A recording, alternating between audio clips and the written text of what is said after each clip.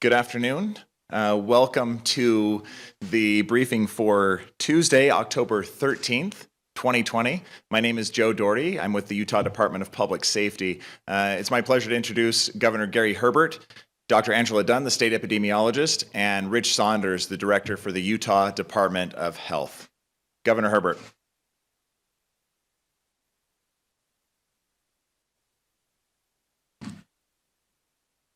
Thank you, Joe, and thanks again to our media people who are helping us get information out at our press conferences to the people of Utah. We thank you for that. 7 months have passed since we had our first recorded case of the coronavirus in the state of Utah. So much has changed in that short period of time. Today, we recorded 987 cases, and our case counts have been hovering around 1,000 per day since October the 4th. I join with you in praying for a safe and effective vaccine that will allow us to resume our more normal patterns of life. I also pray for improved treatments to reduce the severity of the infection when it does hit. I, like you, am tired of 2020. I'm tired of emergencies and social distancing, of the loneliness, the anxiety, and the worry that each of us face, and most especially of the heartbreak and loss this virus has inflicted on families who have lost loved ones. But Utah is now facing its most dire episode yet in this epidemic, and frankly, it doesn't matter how tired we are. We must, in fact, win this fight. Our infections are at an all-time high. Although Utah has been blessed with one of the lowest mortality rates in the country, and we pray that it will stay that way, the dramatic increase in infection has put the integrity of our healthcare system at risk. You have heard about the sheer exhaustion experienced by our amazing healthcare professionals. That has been a challenge for our medical professionals, even at the much lower rates we've had in the past. As our hospitals and ICUs near their maximum capacities, too many vital medical procedures and treatments are at risk for cancellation and delay. Some of our hospitals are already load leveling, which means that they are moving patients to different facilities and even between health systems to accommodate their needs. At this very moment, our Utah Department of Health and the National Guard are on standby to open up a field hospital at the Mountain America Expo Center in Sandy. I appreciate that if you and your family have been spared from the direct impact of coronavirus infection after 7 months, you may have become just a little bit numb to the daily case counts and the dire warnings. But as we look at our current situation, this is a moment to evaluate what has worked in the past, what has not, and the adjustments that we need to make in order for us to win the contest against COVID-19. So here's my evaluation. We had a strong first quarter in this contest against the virus. Together, we moved swiftly to take steps to stem the spread. Our rates of infection were blessedly low, and we kept most of our economy open. That bought us time to secure the kind of supplies of protective equipment that were initially in short supply. It also helped us develop testing capacity and a better understanding of the virus. Monetary and fiscal stimulus helped keep commerce flowing. And although we had to stay apart, we worked together. And if you were like me, you believed that a short season of sacrifice would allow us to win in the long term. But our second quarter has been rough. The virus has had a midsummer surge with up to 670 new cases per day. And although we were weary, together we rallied once again to take the extra precautions of physical distancing and mask wearing and proper hygiene and showing consideration for our neighbors to help drive the 7-day average down to 344 per day. We even had our lowest numbers of COVID patients in the ICU units at our hospitals at 8%. Unfortunately, over the last 4 weeks, we have seen our infection rates and case counts skyrocket to the highest they have ever been. Our case counts have hovered around 1,000 a day. Our percent positivity is now over 13%. And worst of all, our hospitals are getting overwhelmed, and our healthcare workers are getting stretched too thin to provide the best possible care. We're now utilizing 15.8% of our ICU beds to treat COVID-19 patients today, and our total ICU utilization is now at 69.6%. This leaves our hospitals precariously close to being unable to treat COVID patients in need of critical care and to also provide emergency care to Utahns experiencing other life-threatening conditions. The University of Utah's ICU is now at 95% utilization this week.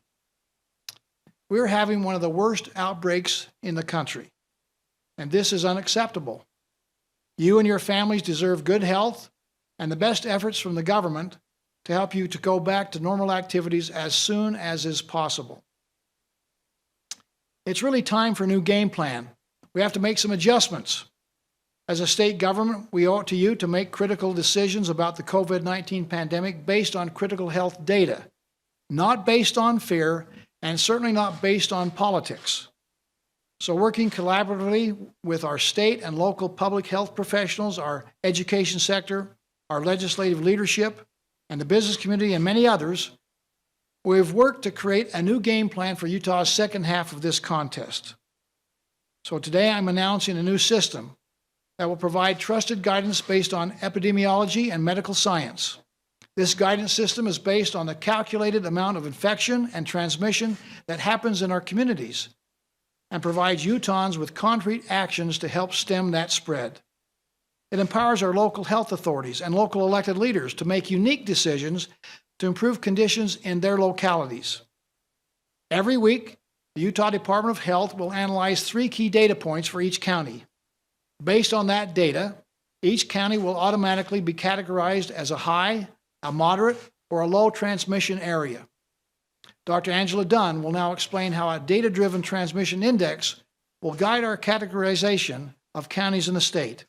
After, Rich Saunders, who leads our Department of Health, will then explain the kind of concrete actions that we will all need to take in order to reverse our dangerously high transmission rates. Dr. Dunn?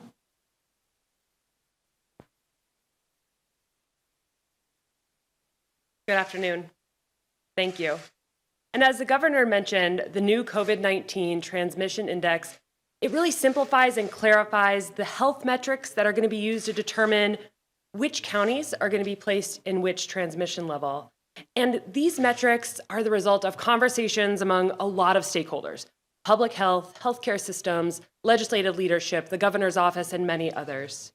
So beginning today, counties are going to be placed in one of 3 transmission levels. They can be high, moderate, or low. And these levels directly correspond to case rates, percent positivity, and statewide ICU utilizations. As Governor Herbert said, we're going to analyze this data weekly, and counties are going to be categorized according to each metric and where they fall. For a county to be placed on high transmission, it requires a 7-day percent positivity of greater than or equal to 13%, a 14-day case rate of greater than or equal to 325 cases per 100,000, and a total statewide ICU utilization that's greater than or equal to 72% and 15% or greater utilization from COVID-19 patients specifically. So moving on to moderate transmission category, it's going to require a 7-day percent positivity between 6 and 12.9%, a 14-day case rate between 101 and 324 cases per 100,000 population, and a total statewide ICU utilization between 69 and 71.9%, and then 6% and 14.9% utilization from COVID-19 patients. And finally, for a county to be placed in low transmission category, it's going to require a 7-day percent positivity of less than or equal to 5.9%, a 14-day case rate of equal to or less than 100 cases per 100,000 population, and then the statewide total ICU utilization has to be less than or equal to 68.9% and 5.9% or less utilization from COVID-19 patients specifically. So counties are going to be able to move from lower to higher transmission levels every week, but counties can only be moved from higher to lower levels after spending a minimum of 14 days in that higher level. The coronavirus.utah.gov website, it's going to be updated every Thursday, and it's going to reflect which counties are at which level, along with the data to support why each decision was made. So now I'm going to turn the time over to Rich Saunders, who's going to discuss exactly how each transmission level results in specific public health interventions. Thank you.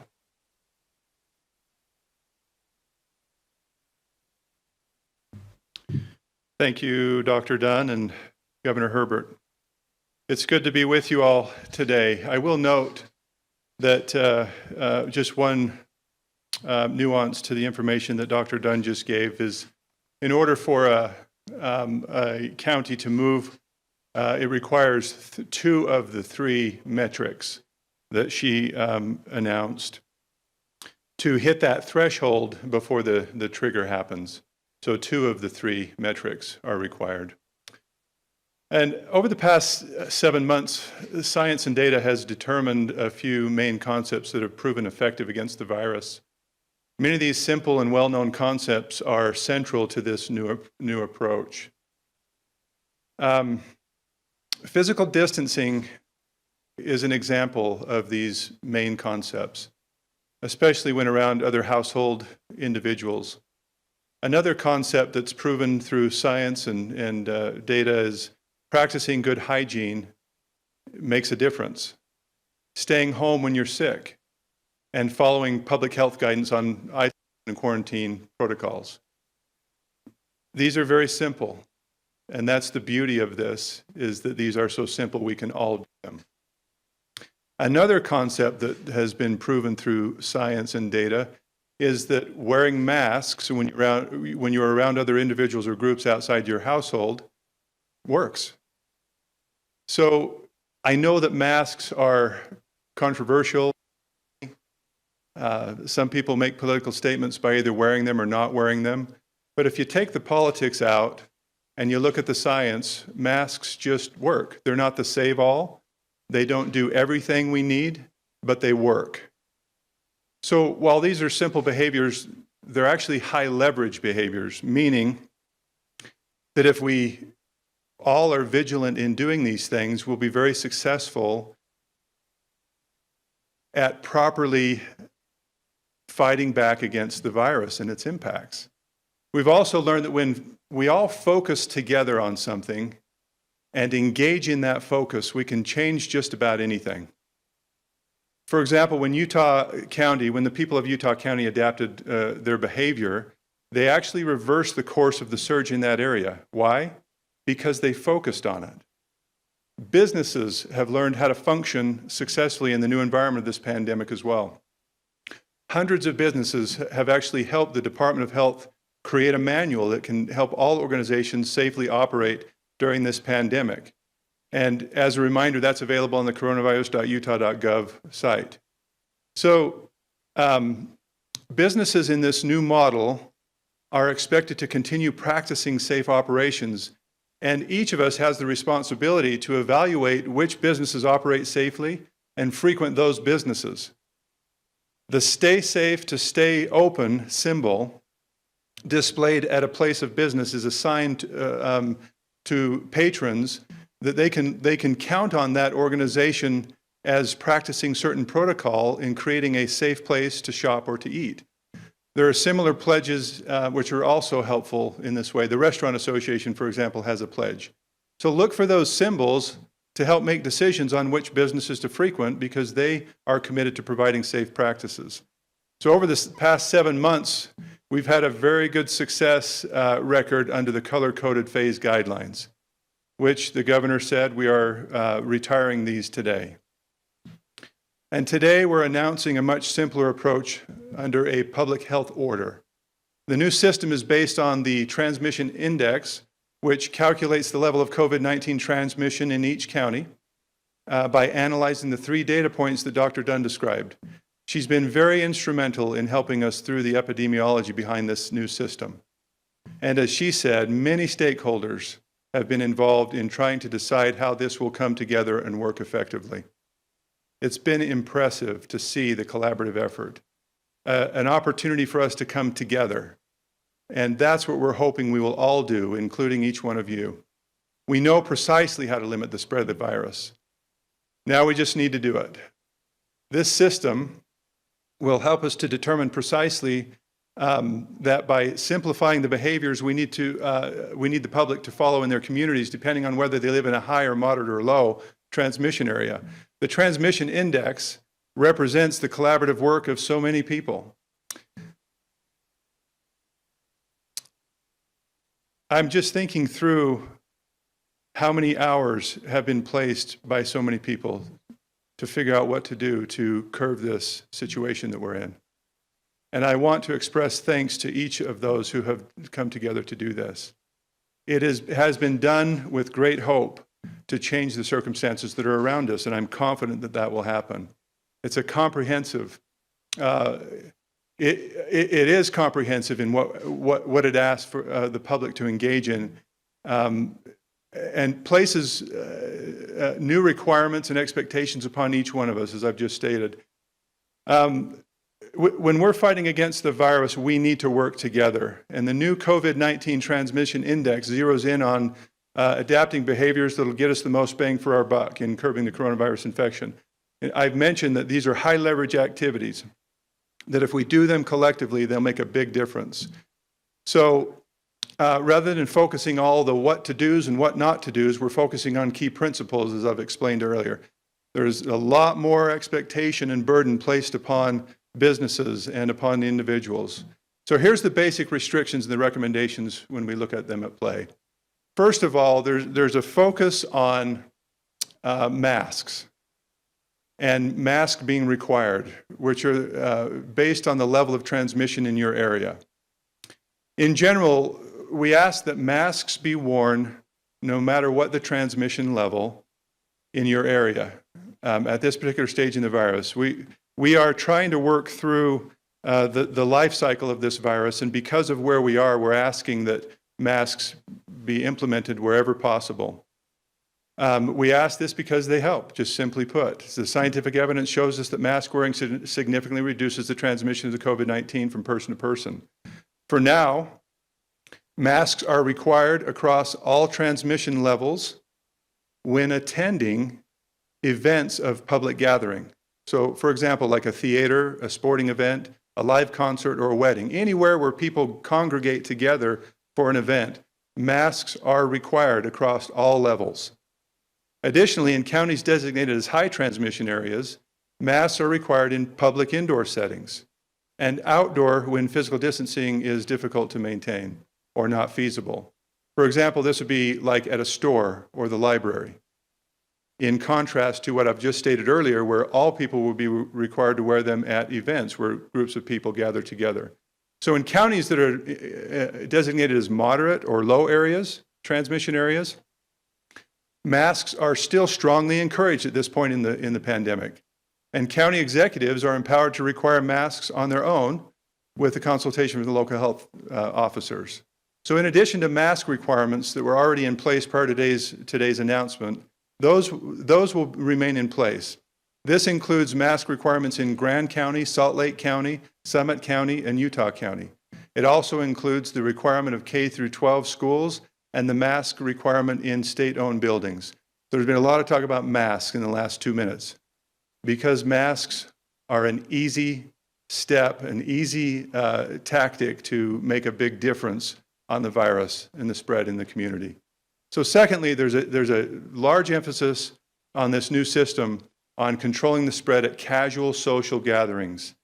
I would tell you that this is a very large problem in our state. And a casual social gathering refers to the wonderful and important gatherings of family and friends. This includes hanging out with groups of your high school or college friends. Basically, gatherings that don't have establishment or organizational oversight.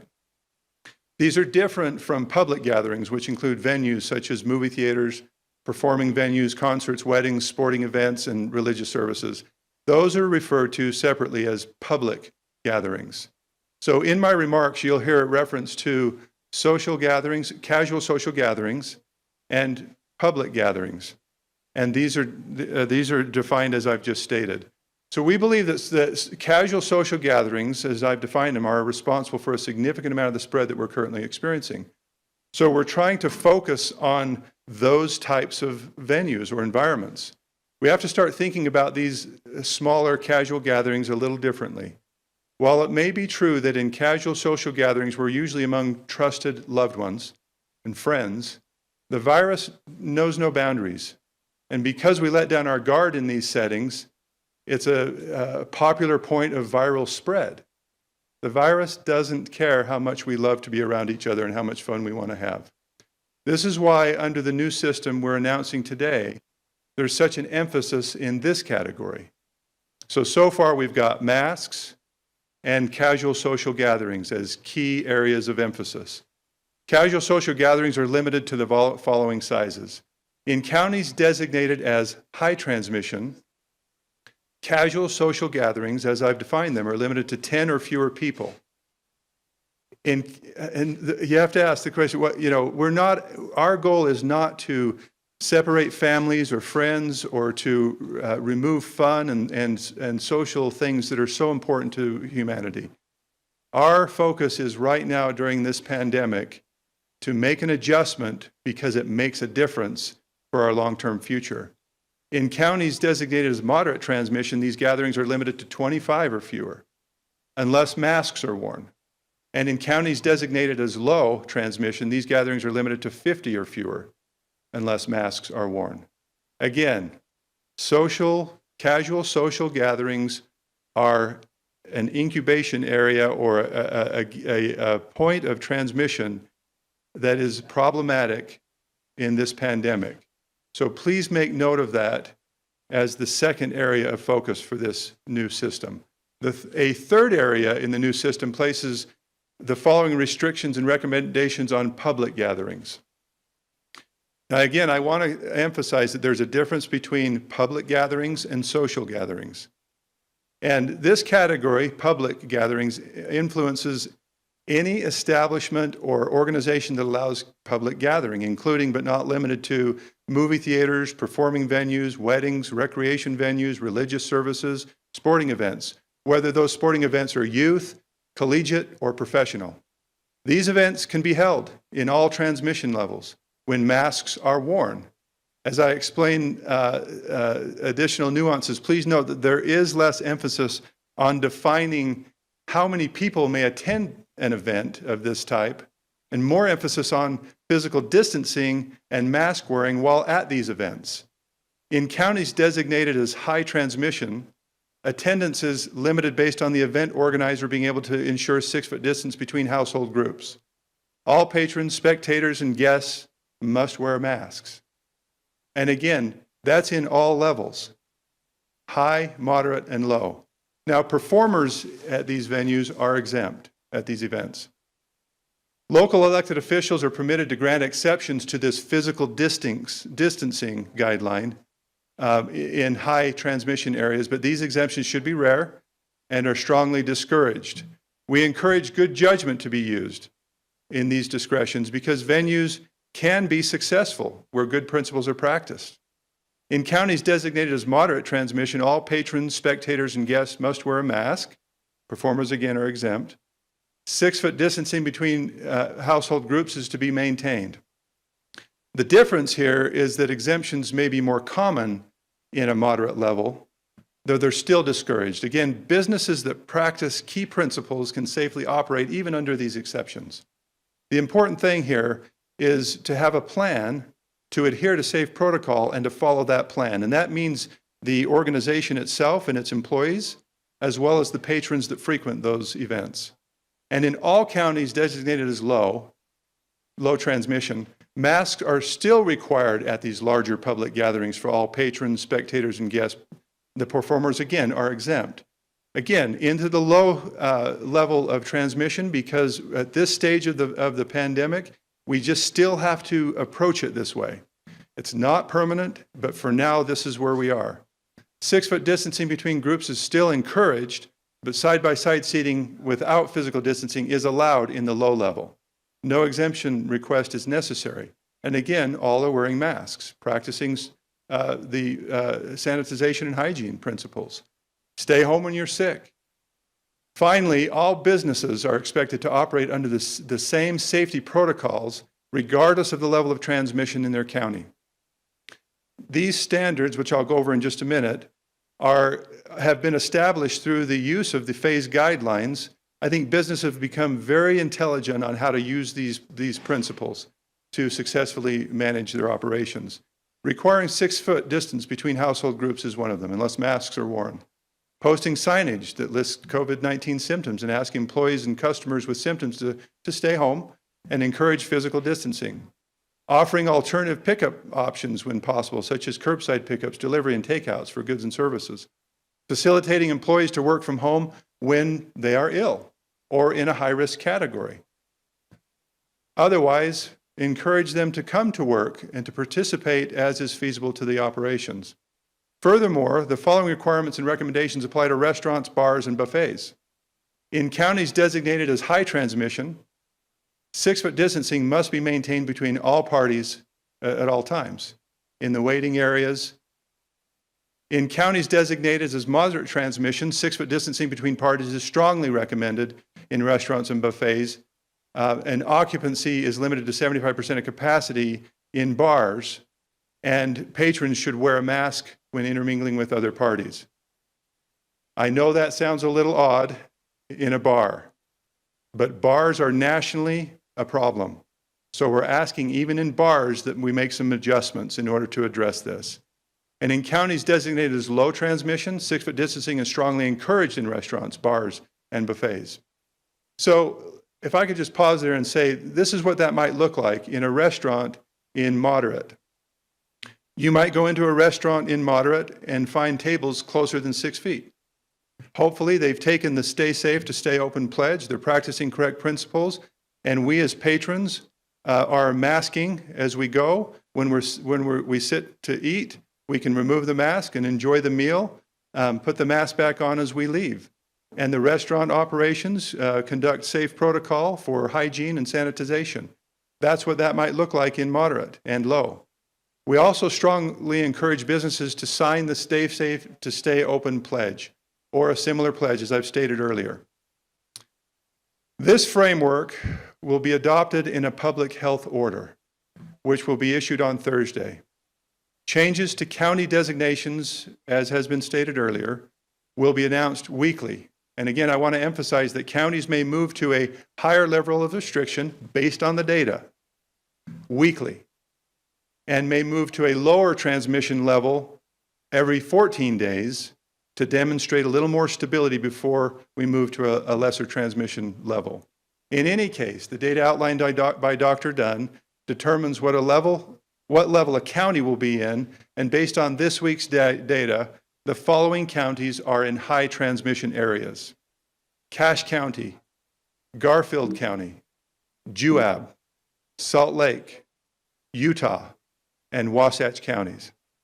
The following counties are moderate transmission areas: Box Elder, Carbon, Davis, Grand, Iron, Millard, Morgan, San Pete, San Juan, Sevier, Summit, Tooele, Uinta, Washington, and Weber counties. And the following 8 counties are in the low transmission areas: Beaver, Daggett, Duchesne, Emery, Kane, Paiute, Rich, and Wayne. Finally, Utah's outbreaks are spinning a little bit out of control. We need to do something right now. So we're referring to this as a circuit breaker. There is a surge. We need the circuit to be broken to protect the infrastructure. We need the circuit breaker to stop this damage and make some sort of an impact in a significant way. It's like increasing our dosage. And I want to be very clear that if we work together, we all have all the hope in the world, and we will be very successful at this. It's been demonstrated by our ability so far to be so successful. And in the governor's analogy, we're having a halftime strategy change. We have the winning most record, or among the winning most records in the country. So we need to remember that. We're champions and we can do this together. So as the circuit breaker, the following requirements and directive will be in place for a period of 2 weeks beginning Thursday, October 15th, and ongoing through October 29th. Again, this is a all call, all hands on deck to make this change. And it will change the trajectory of our situation. There's nothing magic about these except they're so simple that if we do them, the change will happen. So in addition to the requirements that all persons living in high transmission areas wear masks in public places where social distancing is not feasible, and that masks will be worn at all these public gatherings, regardless of the transmission level, in addition to that, we're issuing a directive to all persons living in moderate transmission areas to also wear masks in public places where social distancing is not feasible. Again, more about masks. Why? They're simple. They allow the economy to keep going. They allow us to function near normal, but they're very effective. The Utah Department of Health is issuing also a public health order that all persons living in high and moderate transmission areas are limited to casual social gatherings to 10 individuals or fewer. Again, this is for the next 2 weeks so that we can get a jump start on this and suppress the momentum of this virus. So this is a lot to take in. The details are on coronavirus.utah.gov. We invite you to go visit the site to familiarize yourself more with this information. These changes are now live on the website as I speak. In a time where nobody seems willing to be able to agree on much of anything, and believe me, that is an understatement, I think we all look forward to the day where we can once again see each other's faces, shake each other's hands, hug each other, and do so without fear or feeling awkward or odd. Following the guidance provided in this new system that the governor has authorized and helped to orchestrate with all of us and the stakeholders involved, which now includes you, will help us to get there, to where we need to be. Our announcing this new system is of no real value without your engagement. It means literally nothing. We have to literally change behavior. We can't just have it as a nice idea and something to complain about or feel like is being imposed upon us or that we're being controlled. These are sound principles that if we will apply together, it will make a difference. An example of what I'm talking about in making literal change, and until change happens, we already know where we're headed. Change will make the difference. And here's an example. I met with a few of my family last night. We have a little granddaughter's birthday party that is scheduled for this weekend. And we talked about it, and we live in an area that is designated as high transmission level. We are now changing our plans, modifying that event so that we can abide by these principles. Will the granddaughter go left unloved? Absolutely not. I can guarantee you that. But we'll make the modifications necessary to be successful and unite with all of you in making the good things happen that will result of this. It's a sacrifice, but it's worth it. We invite all of you to engage with us. And my thanks to everyone involved to make this, to develop this new system to where it is today. Governor, back to you.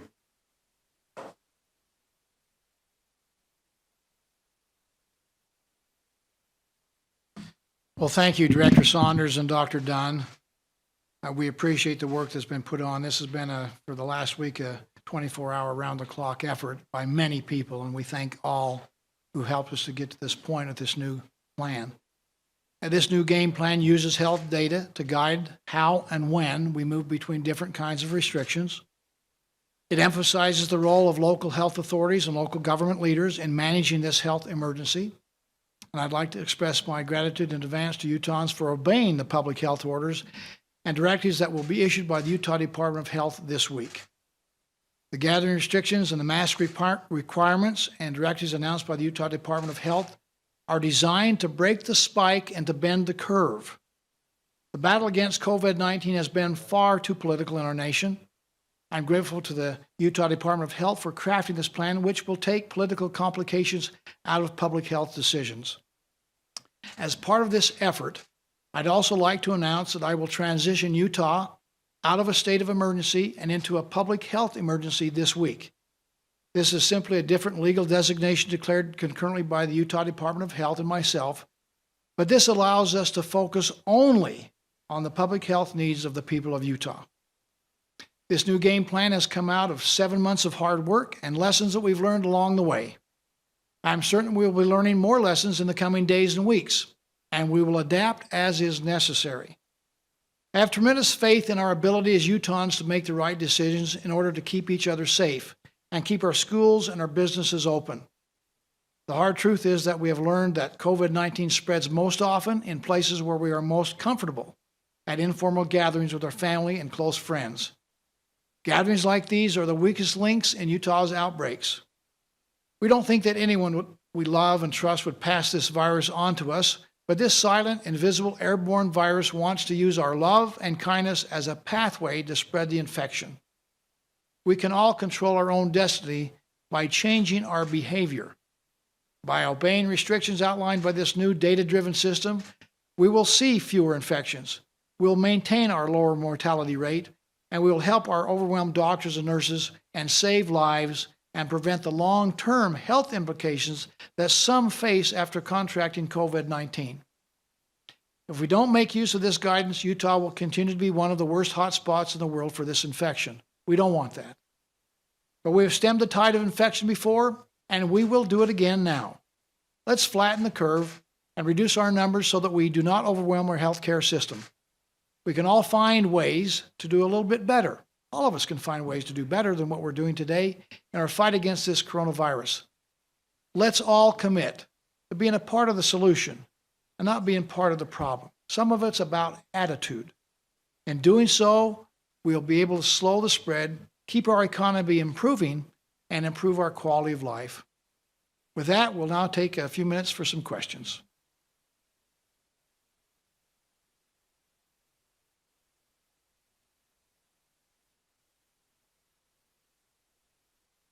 Hi, Governor. It's Ben Winslow with Fox 13. This is obviously a lot to take in, but your requirement on masks, is this a mask mandate without having a mask mandate?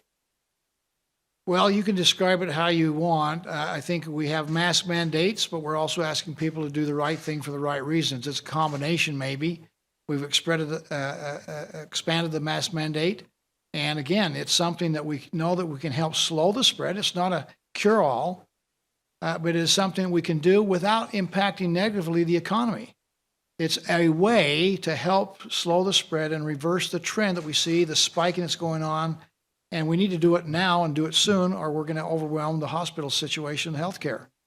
Is there any enforcement mechanism, though, for, say, people who violate these limited gatherings or things? You're doing this through a public health order, which obviously has some different teeth to it than just, say, you doing it.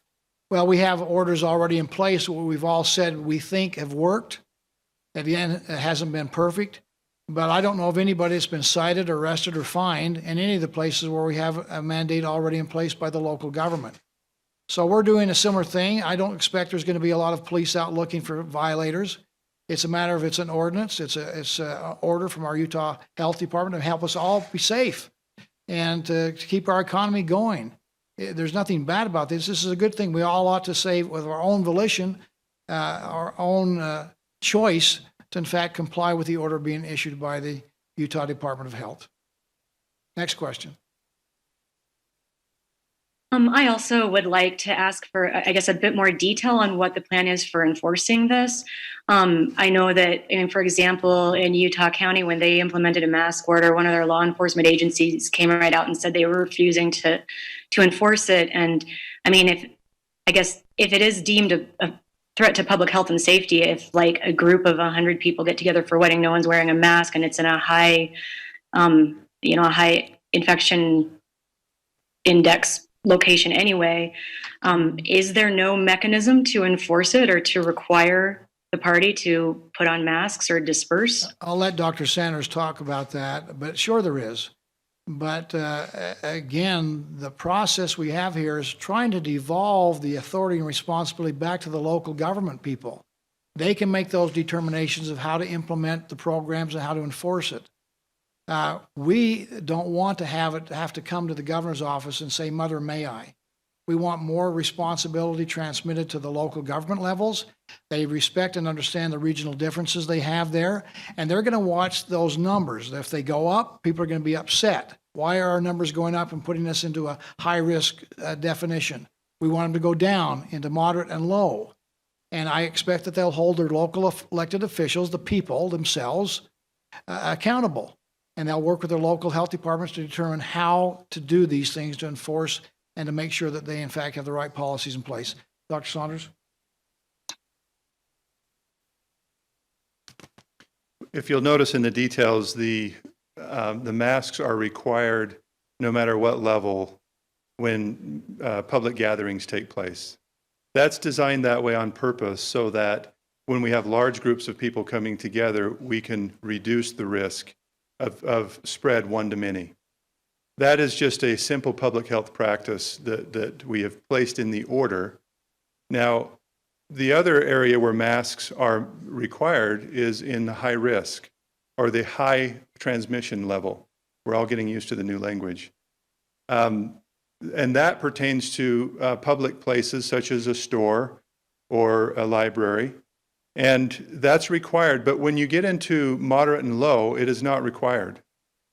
In the retail and those types of public environments, we're still encouraging the mask to be worn, but it's not a requirement. So, for example, if I were to go shopping in Wayne County, who is currently in low, and I were to walk into the store, I wouldn't be expected to necessarily wear a mask under the order. If I were to go to Wayne County in that same county the same night, and I was to go to a live concert where people are gathering together in a common venue, then we would all be expected to wear masks so that we can reduce the risk of one-to-many transmission. So that's what that would look like. The design is not to impose civil penalties or cause trouble with some sort of an enforcement method. That is not the intent. The intent is to state the severity. While the order is enforceable, our goal is for general cooperation so that we can move forward together in doing the right thing. That's what the order suggests. Yeah, go ahead. Where did that cooperation come from? I guess that's where I'm confused. I mean, is this written so that police departments would be doing this, or health departments like they do for restaurants? I mean, who breaks up the wedding of 100 people where nobody's wearing a mask and everyone's inside? And there's, I mean, even though that is enforceable by law, the hope is that that wouldn't take place because the people would use good judgment. But otherwise, it is enforceable the same as other similar situations under public health order or law.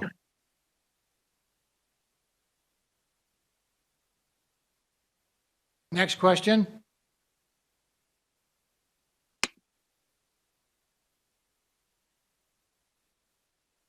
Yes, Governor, this is Jacob Kloffenstein with KSL.com. You touched on this a little bit, how people might be becoming numb to the daily case counts and becoming disengaged with this process of stopping the spread. This new system is complicated. It's a lot of information. How is the state going to work to keep people engaged and on board with stopping the spread? Again, Dr. Saunders can talk about that, maybe Dr. Dunn. It is a learning process. We certainly have taken 7 months to learn what we had in place. It served us well, by the way, to get us to this point. With the last 4 weeks have been a little bit of a disappointment as we've had this tremendous surge, which is really causing us great concern, particularly in the medical community. So we're going to try to educate as we go. We've been working closely with legislative leadership, the local government officials, business communities, the health departments, our hospital associations, and those involved in the community to help them understand. They've helped us to, in fact, devise the plan that we have in place. So there's certainly a learning curve that's going to take place, but this is not going to end overnight. We'll have probably some suggestions of ways to improve it. This is certainly going to be something that we'll be able to adapt and modify and improve as we get new information or have questions that maybe we've not thought about to this point. So again, everybody needs to kind of get up to speed, and we'll learn as we go here. And we'll do our best to make sure that everybody has information of how to conduct themselves. It's not really rocket science when we're asking people to do. It's mostly common sense. And we're having a little bit better way to designate, maybe a little simpler to understand in 3 different categories. But I'm very confident that the Utah people will be able to understand this and act accordingly. Again, Director Sanders. I would just add to those very accurate comments that we are also developing a push strategy of the data so that we can make sure that, the more people know the score, the more engagement we will have, we believe. So we will be putting forth a push strategy of the information to make this available to as many people as possible in the counties. so that they can know, just like an air quality index or something similar. We push the information out, and then the expectation is that people will recognize it, be conscientious, and make behavioral adjustments because of it.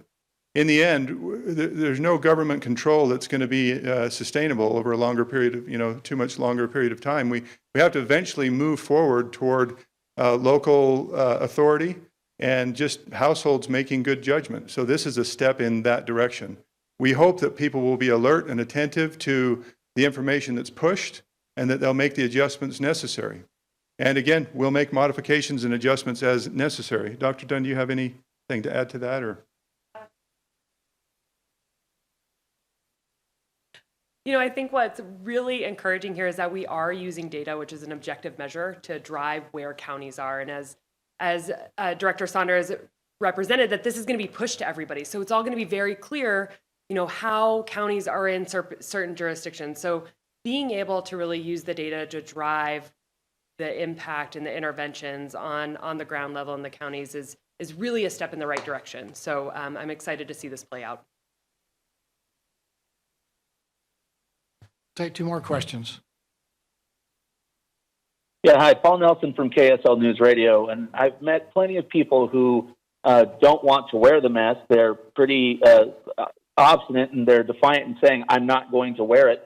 Without any real kind of teeth, without any kind of fine or citation, why should we expect people who have made the decision that they're just not going to wear them? Why should we expect them to change their behavior? Well, LeVar Webb had a nice statement about that in his column on Utah policy. You could look it up. He talked about we wear the mask not because we have to. We should wear the mask because it's the right thing to do, and we're showing respect for our neighbors and our fellow man by making sure we do everything we can to not spread the virus innocently to somebody else, and the ramifications of that. I would hope that people, rather than have it as a political statement, use it as a sign of respect for their fellow neighbors and their family members and the concern we have collectively as a state to make sure we have good health. We wear seat belts to protect our health and welfare. We have laws that we put on the books as we drive down the road at certain speed limits. There's a lot of things we do. The health department manages restaurants to make sure that when we go there to eat that we don't get infected with salmonella or some other problem at our restaurants. The statutes, in fact, empower us to make those kinds of judgments. That's the same thing today. So again, being a realist, I know that there's some people that say, you can't make me wear it. And so we know that some will not, for whatever reason they have in mind. But we hope the vast majority of people, and I believe the polling shows us and the observation we have is that most people, in fact, are wearing a mask, certainly much more than they have before. It's a different to our culture. It's something we have to change our habits and learn about. But if we really care about slowing the spread of this coronavirus and doing what we can to make sure that our hospital system stays healthy and our ability to help people with all kinds of illness, not just COVID-19, we'll all jump in together with an attitude of cooperation. So, Director Saunders? I think I've heard the governor state before that, and I can't even count the number of people that have come to me with anger or venom in their veins saying that we have no right to force them to wear a mask. We don't want to force anyone to wear a mask. We just want masks to be worn because they work.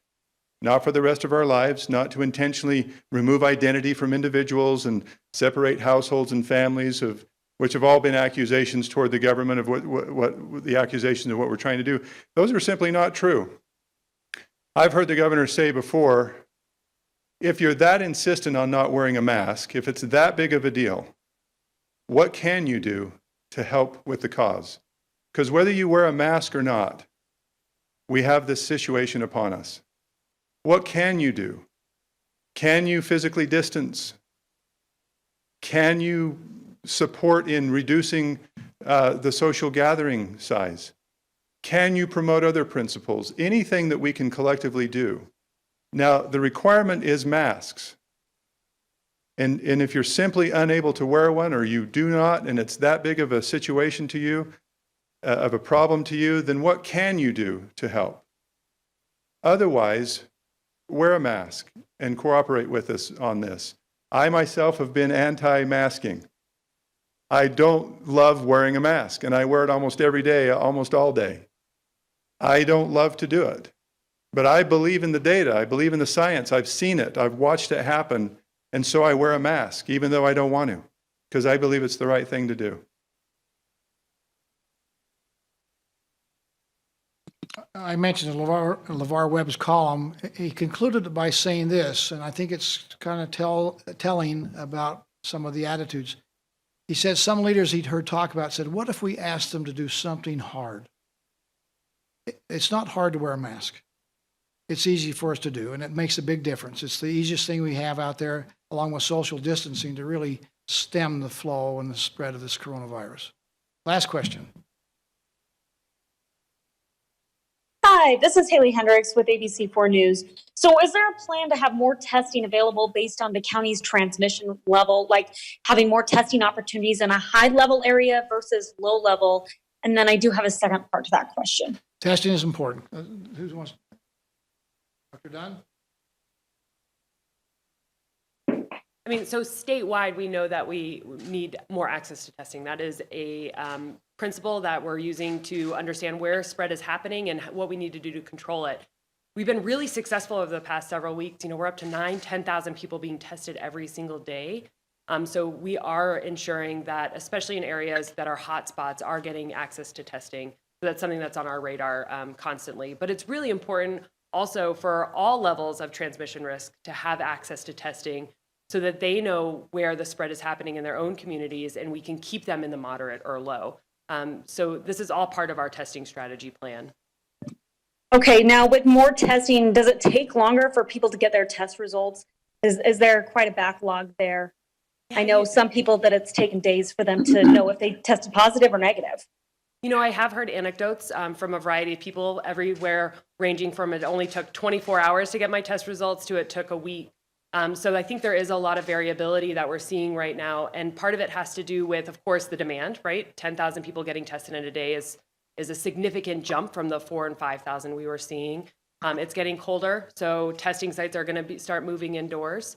And so we are working towards figuring out what those barriers are to getting a quicker turnaround time. On average, as a state, though, we're just over 2 days for a turnaround time. We certainly want that to be faster, and it's something we're working with all of our partners to achieve. Okay, thank you. And then these people who are waiting for test time, what are they supposed to do in the meantime? Is that something, are they supposed to stay home? Is that something that they're being told? Absolutely. So if you have been a close contact or you have symptoms consistent with COVID-19 and you're waiting for your test result, it is super important that you do stay at home away from others awaiting your test results. Again, so that is a big reason why we also need to get our turnaround times faster so that people aren't waiting in limbo. Thank you so much, Dr. Dunn. I just wanted to add one comment to the question and to the responses that have been given. We have recently, in the recent week and a half, been meeting with the major hospital systems to work together on resolving some of the problems that deal with long waiting lines in the sample collection sites. We have come together in a very beautiful way with a very common mission to be able to disperse those constraint points and to be able to allow, with the oncoming testing technology, to be able to test, to have samples collected in many more places, even in your own home. And then the samples are sent into laboratories for processing. And in addition to this, there are, with the oncoming technology of rapid tests and a family of rapid tests, we're working to be able to place those throughout the state so that there can be more access to more testing by more individuals. And eventually, down the road, hopefully the very near future, anybody that wants to be tested can be tested, and the constraint points that used to exist will no longer exist. So I just want to say that we're working together with the hospital systems and the Utah Public Health Laboratories to overcome these obstacles so that testing is not a constraint in this response. Thank you for that. Let me just sum up and say, again, our goal that we have here in the state of Utah is to minimize risk to all of our constituents here, the 3.2 million people of Utah at all age groups. We're trying to make sure that we have minimal impact negatively to our health, the individual health, and also at the same time make sure our economy continues to, in fact, to grow and be robust. And finding that right and appropriate balance is a challenge. What I want to say, as Director Saunders has said, we have been working together with so many different sectors of our society, the medical professionals, the scientists, the business community, our education, our religious organizations, all working together and trying to find what is the best way forward to minimize risk and protect the economy at the same time. Now, I want to just recognize that we have those we call vulnerable among us. They tend to be people over age 65, and they also tend to be people that have underlying conditions that make them more vulnerable to have severe reaction and potential death when they contract the coronavirus. We need to say to those folks, you have to be extra careful. It may not be fair, but that's the way it is in the reality of this COVID-19 virus. Those who are more vulnerable have to be extra careful. And those who work with them, those who are around them, family members, friends, caregivers, have to be extra careful to make sure they don't transmit the coronavirus to these vulnerable populations. So again, the only success we're going to have here is if we work together with a good attitude of saying, what can we do to make things better? We all have a role to play. We can, in fact, make things better. It is working all together. We, the people, can control the outcome of this issue. But we're trying to make that at a more localized level so that the local communities can make the determinations of what they want to do to make sure that their case rates are lower and that the hospitals are not being overrun in the medical system. But we, the people, can control the outcome. So let's have a siren call for all of us to work together as much as we can as we move forward here. Working together, we will defeat this battle with the coronavirus and the COVID-19 problems we face. And that's what we all want to do. I think everybody is engaged with that part. So let's find what parts we can play. What can I do? What can you do to make sure that we get across the finish line here and emerge victorious over the COVID-19? Thank you very much.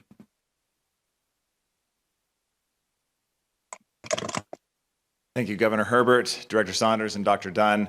This will conclude the press briefing for today, and we expect to come back to you next week. So all the information that we talked about today is updated now. Last time I checked, the coronavirus website is live and functioning, coronavirus.utah.gov. Thank you.